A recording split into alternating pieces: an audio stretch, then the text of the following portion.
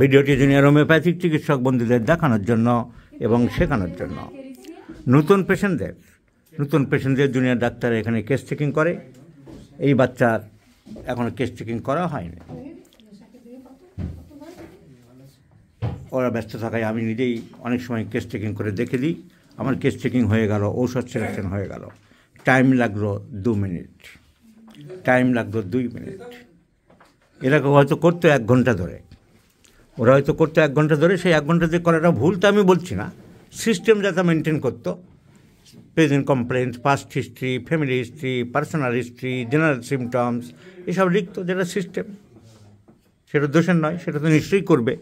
কিন্তু অবজারভেশন যেটা আমি বলতে চাইছি, এবং পিক আপ দ্য জিস্ট বের করে নেওয়ার এবং অবজারভেশন চটপট করা সম্ভব হয় কীভাবে দেখিয়ে দিলাম। এই বাচ্চার ছোট বোনকে দেখছিলাম একটু আগে, তখন ওর সাথে কথা বলেছিলাম।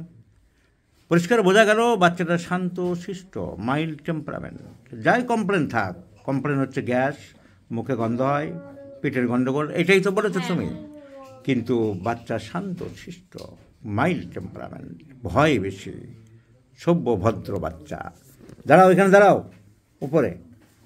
এর সাথে আমি পেয়ে গেলাম একবার জিজ্ঞেস বললাম, tongue totally dry, tongue totally dry, বড় করে জিভ বের করো, tongue totally dry, dry tongue, sober child, mild temperament, fearfulness. পিপাসা কেমন? একদম খেতে চায় না, পানি পিপাসা একদম নেই। খাওয়ার কথা বলেই না। তাহলে আমার 1 ঘন্টার কে দরকার হবে এই বাচ্চার? This is called observation. Pulsatilla is the choice of medicine. So I have prescribed Pulsatilla in 50 millisieverts scale of potencies, and let's see the result. Observation: thirstless, tongue dry, mild tempered, yielding disposition,